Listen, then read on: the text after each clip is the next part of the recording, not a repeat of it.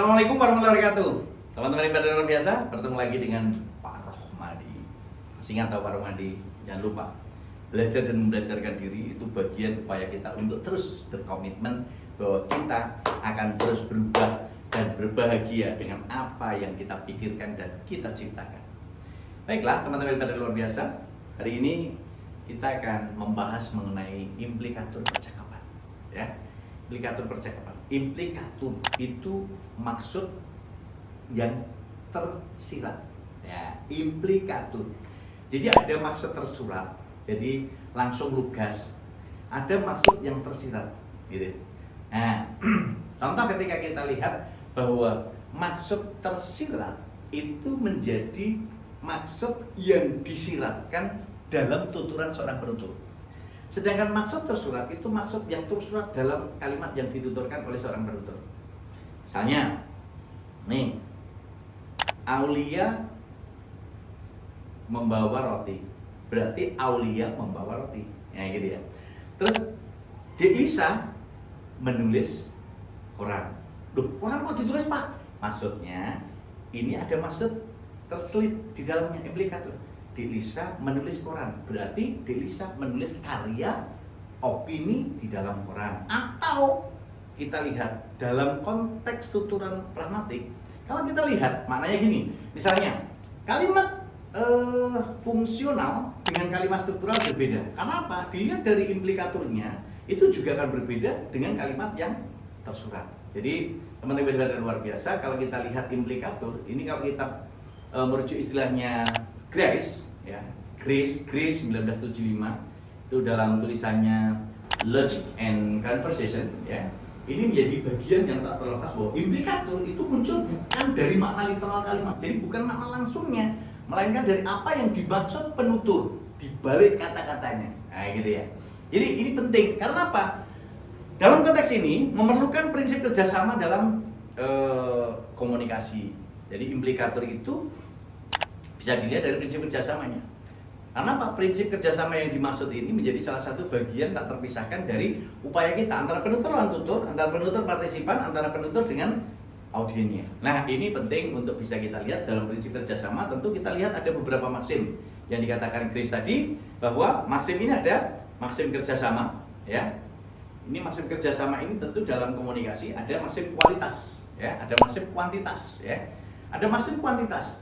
Maksim kuantitas ini kalau kita lihat terminologinya bahwa berikan informasi secukupnya, ya, berikan informasi secukupnya, tidak kurang dan tidak berlebihan.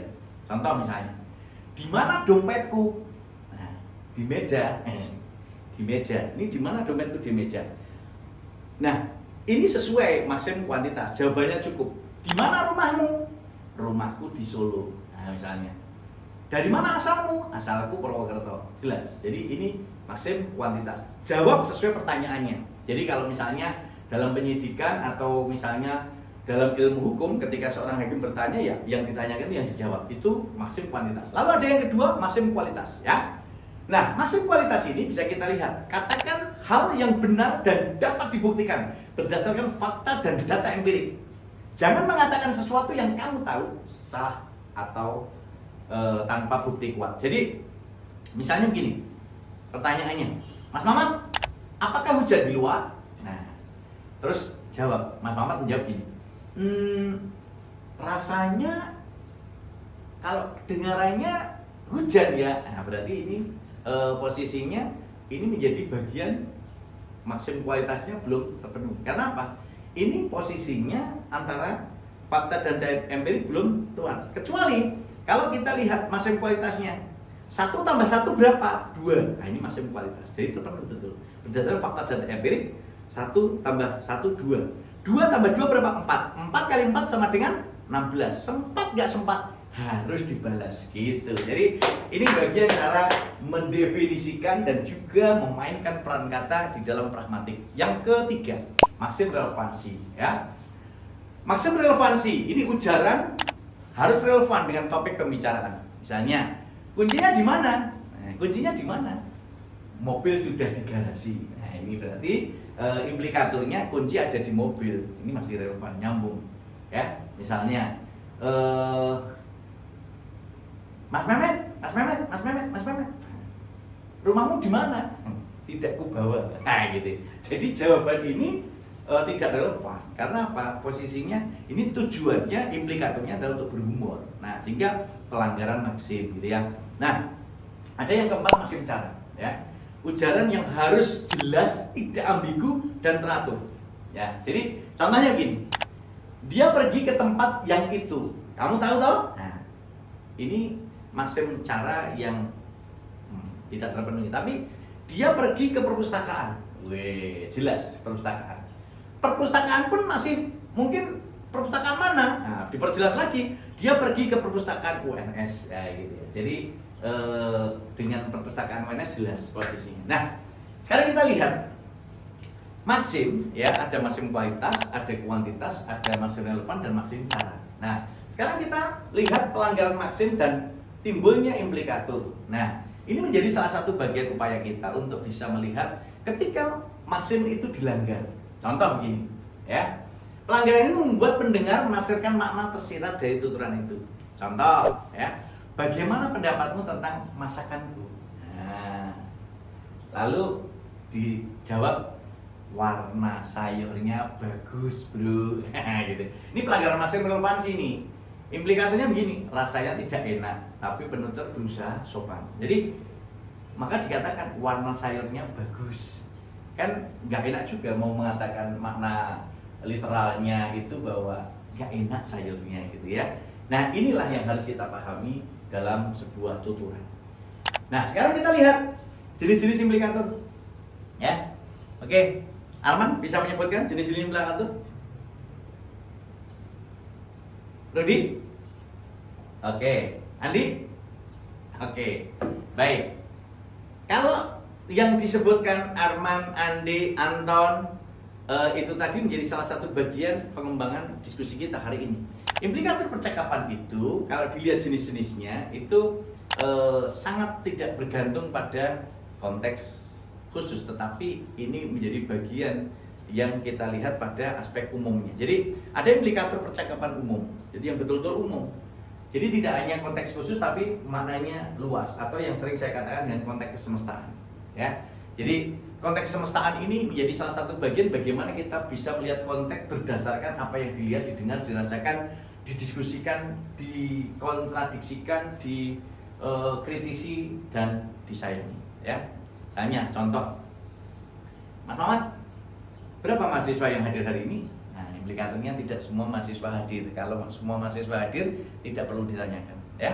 Nah, implikator percakapan khusus yang kedua, implikator percakapan khusus. Ini implikator yang hanya bisa dipahami dalam konteks tertentu. Jadi konteksnya harus paham antara penutur dan lantutur. Nah, jadi ini penting. Contoh misalnya, ketika seorang kondektur itu mengetukkan tangannya di jendela, nah itu persiapan berhenti, tapi ketika itu berarti berhenti. Nah, jadi itu yang paham konteksnya antara penutur dan lawan tutur, yakni sopir dan kondekturnya. Nah, jadi dalam konteks pembelajaran pragmatik, kalau kita lihat implikator, tadi Mas Andi sudah menunjukkan kembali, Mas Hanif sudah menceritakan kembali ketika membicarakan implikator, membicarakan percakapan, ada implikator dan peranggapan. Jadi dua pilar ini yang harus kita pahami. Maka ketika kita pahami implikator, kita lihat peranggapannya, ya. Jadi seorang penutur itu mengimplikaturkan. Seorang penutur itu mengimplikasikan kepada lawan tutur. Nah, lawan tutur itu memperanggapkan. Nah, ini. Jadi keseimbangan antara penutur itu memiliki implikator, lawan tutur itu memperanggapkan. Nah, cirinya apa? Implikator itu tidak secara eksplisit dinyatakan oleh penutur. Jadi memang posisinya implisit. Namanya juga implikator, ya. Nah, dapat dibatalkan. Loh, kok bisa dibatalkan?